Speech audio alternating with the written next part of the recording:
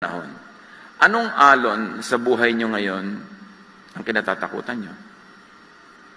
O wala pa man, ini-imagine nyo nang may darating, nabubuhay kayo tuloy sa takot. Pag nangyari ang inyong kinakatakutan, 2 beses kayo nagdusa, ngayon na ini-imagine nyo yon, at pag nangyari na. At kung hindi man yun mangyari, at least once kayo nagdusa, nung ini-imagine nyo. Discipline your mind. Do not focus on what it makes you afraid. Do not focus on your fears. Focus on Jesus. Focus on the healer, not the sickness. Focus on the answer, not the question. Focus on the power, not the weakness. Nothing will be impossible for you. Matthew 17:20, hindi nila mapaalis yung masamang espiritu doon sa tao. Sabi, bakit di namin magawa? Sumagot siya, dahil maliit ang inyong pananampalataya. Hindi dahil makapangyarihan yung espiritu. Dahil maliit ang inyong pananampalataya. Tandaan nyo, kung kayo'y may pananampalataya sa Diyos na sinlaki ng buto ng mustasa, maaari ninyong sabihin sa bundok na ito, lumipat ka ron, at ito'y lilipat nga. Tunay na walang bagay na hindi ninyo magagawa. Dibdibin natin ito kasi totoo to. Hindi ito figure of speech. The mind, the spirit of humans has great power because we were created in God's image. As long as we operate according to God's will, we stand in the path of power and blessing, nothing will be impossible. When you don't receive big, it could mean that you are only harvesting what you planted. Eh syempre, konti tinanim mo, di konti anihin mo. Luke 6:38, magbigay kayo, at kayo ibibigyan din. Hustong takal, siksik, liglig, umaapaw pa ang ibibigay sa inyo. Sapagat ang panukat na ginagamit ninyo sa iba, ay siya rin gagamiting panukat sa inyo. So obviously, Jesus is saying, as you give, you receive. Ikaw ang magbibigay ng limit sa iyong marireceive by what you give. And this is not only money, this is not only donation, this is not only offering, the kindness that you give to people, the love that you give, the forgiveness that you give. Kung gaano lang ang binibigay natin sa ating kapwa, yun lang din ang tatanggapin natin. Kasi iisa ang panukat. Yung panukat na ginagamit mo sa pagbibigay, yun din ang panukat na itataas mo para bigyan ka. Gusto mong marami kang ma-receive, bigyan mo marami. And it's not only for church donations. Kindness to people especially.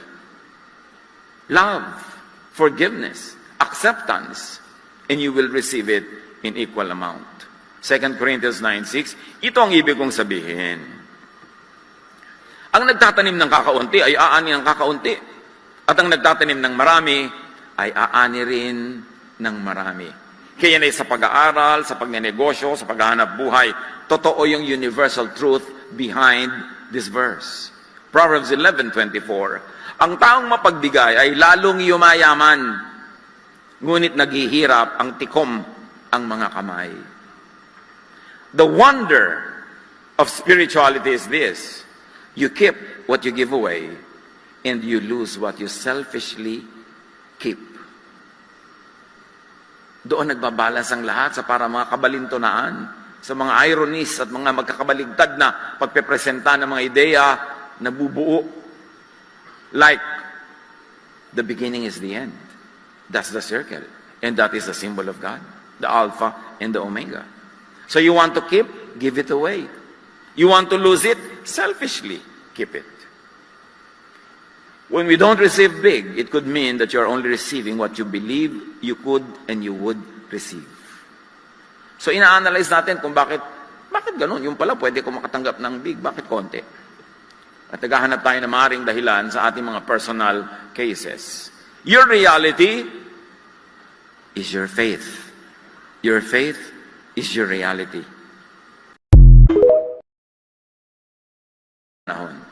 Anong alon sa buhay nyo ngayon ang kinatatakutan nyo? O wala pa man, ini-imagine nyo nang may darating, nabubuhay kayo tuloy sa takot. Pag nangyari ang inyong kinakatakutan, 2 beses kayo nagdusa, ngayon na ini-imagine nyo yon, at pag nangyari na.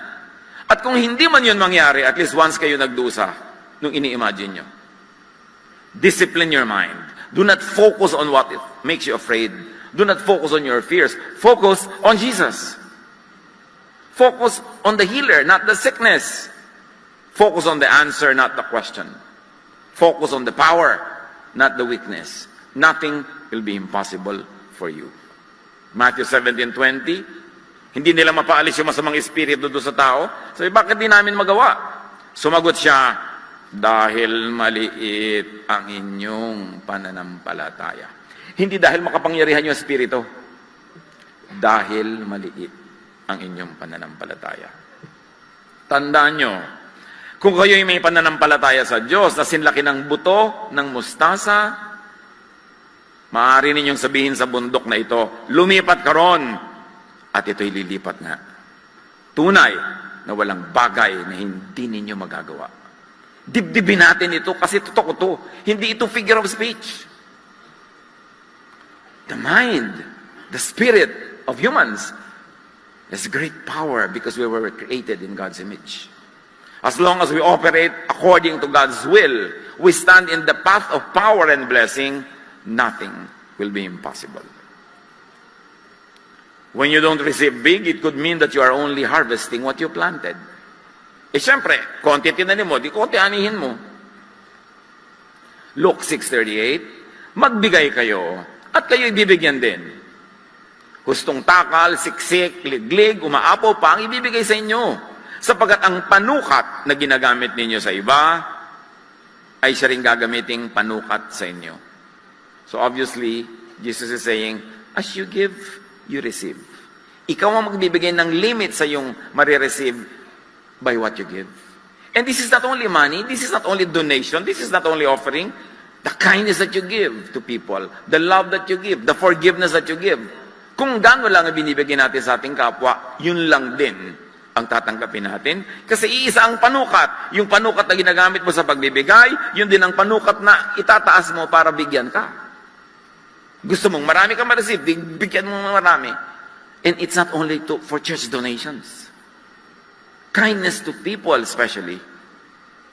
Love, forgiveness, acceptance, and you will receive it in equal amount. 2 Corinthians 9:6, ito ang ibig kong sabihin. Ang nagtatanim ng kakaunti ay aani ng kakaunti. At ang nagtatanim ng marami ay aani rin ng marami. Kaya na sa pag-aaral, sa pagnenegosyo, sa paghahanap buhay, totoo yung universal truth behind this verse. Proverbs 11:24, ang taong mapagbigay ay lalong yumayaman, ngunit naghihirap ang tikom ang mga kamay. The wonder of spirituality is this: you keep what you give away, and you lose what you selfishly keep. Doon nagbabalas ang lahat sa para mga kabalintunaan, sa mga ironies at mga magkakabaligtad na pagpepresenta ng mga ideya na bubuo. Like, the beginning is the end. That's the circle. And that is the symbol of God, the Alpha and the Omega. So you want to keep, give it away. You want to lose it, selfishly keep it. When we don't receive big, it could mean that you're only receiving what you believe you could and you would receive.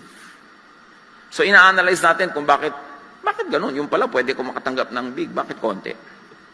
At naghahanap tayo ng maaaring dahilan sa ating mga personal cases. Your reality is your faith. Your faith is your reality.